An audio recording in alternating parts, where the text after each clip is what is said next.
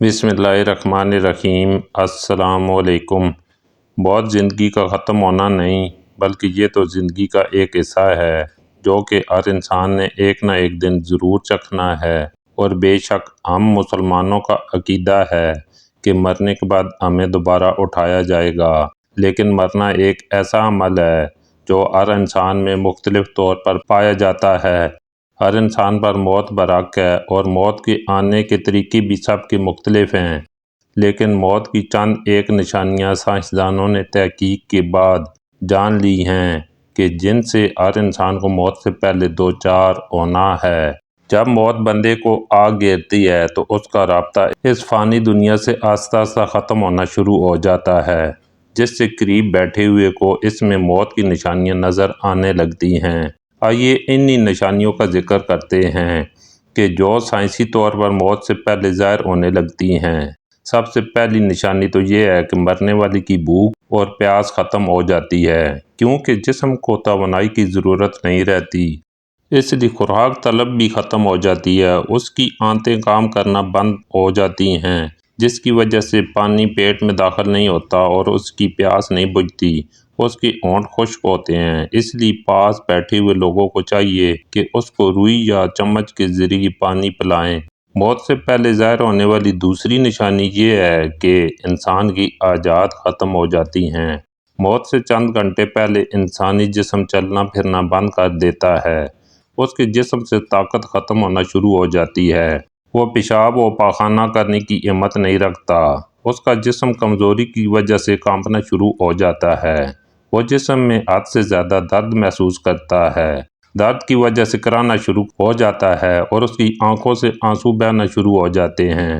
سائنسدانوں نے جو تیسری نشانی بتائی ہے وہ یہ ہے کہ مرنے والے شخص کی نیند میں اضافہ ہوتا چلا جاتا ہے، جس کی وجہ سے وہ زیادہ تر نیند ہی محسوس کرتا رہتا ہے، اس میں بیٹا بولزم کی کمزوری ہو جاتی ہے اور اس پر بے ہوشی طاری ہو جاتی ہے۔ چوتھی نشانی یہ ہے کہ موت سے قبل دل کی دھڑکن بے ترتیب ہو جاتی ہے، نبض کو ہاتھ لگانے سے بے مشکل محسوس کرنا پڑتا ہے کیونکہ جسم کے حصے کام کرنا چھوڑ جاتے ہیں۔ پانچویں نشانی یہ ہے کہ مرنے والے کے جسم کا درجہ حرارت اور بلڈ پریشر کم ہونا شروع ہو جاتا ہے۔ چھٹی نشانی یہ ہے کہ مرنے والا کسی بھی چیز کو محسوس کرنا بند کر دیتا ہے، اس کا جسم ٹھنڈا ہو جاتا ہے اور جسم کا رنگ تبدیل ہو جاتا ہے۔ موت کی ساتویں نشانی یہ ہے کہ عام روٹین کے مطابق اس کے سانس لینے میں تبدیلی آ جاتی ہے، وہ تیز تیز سانس لینے لگتا ہے، جس سے یہ ظاہر ہوتا ہے کہ اس کا مرنے کا وقت نزدیک آ گیا ہے۔ مرتے وقت بندہ کسی کو پہچاننے میں دشواری کرتا ہے کیونکہ اس کا دماغ کام کرنا چھوڑ جاتا ہے، جس کی وجہ سے ادھر ادھر کی باتیں کرنی شروع کر دیتا ہے، کبھی وہ کلمہ پڑھنا شروع کر دیتا ہے اور کبھی اپنے گھر والوں سے کہتا ہے کہ مجھے ڈر محسوس ہو رہا ہے۔ موت کا سب سے آخری مرحلہ اور نشانی سکرات ہے۔ سکرات سے مراد موت کی شدت اور غشی ہے جو موت کے وقت پیش آتی ہے، اور موت سے پہلے ہر آدمی پر سکرات کی کیفیت طاری ہوتی ہے۔ بعض وقت سکرات کا اثر اور نشانی اس پر زہر بھی ہوتی ہے، اور کسی کو اس شدت کے اثر سے پیشانی پر پسینہ بھی آ جاتا ہے۔ موت کی شدت مومن کے حق میں کفارہ صحت اور موجب رفع درجات بھی ہوتی ہے، جیسا کہ بیماری اس کے حق میں باعث کفارہ صحت بنتی ہے۔ ایسی حالت یہاں مرنے والوں کے ساتھ بیٹھے ہوئے رشتہ داروں کو چاہیے کہ اس کو اس کی جگہ سے لیٹا رہنے دیں، تاکہ اس کی جگہ تبدیل کرنے سے اس کو تکلیف ہوتی ہے۔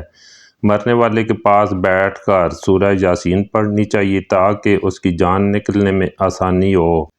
ہمیں چاہیے کہ ہم اس دنیا فانی کی خواہشات کو ختم کر کے آخرت کی فکر کریں، ہم دنیا میں نیک کام کریں، ایک دوسرے کا دل نہ دکھائیں، کسی کو ایسی تکلیف نہ دیں کہ وہ آپ کی وجہ سے وہ پریشان ہو، ہم نیک کام کریں اور ہر وقت اپنے رب کریم سے ڈرتے رہیں، یہی عمل ہماری بخشش کا ذریعہ ہے۔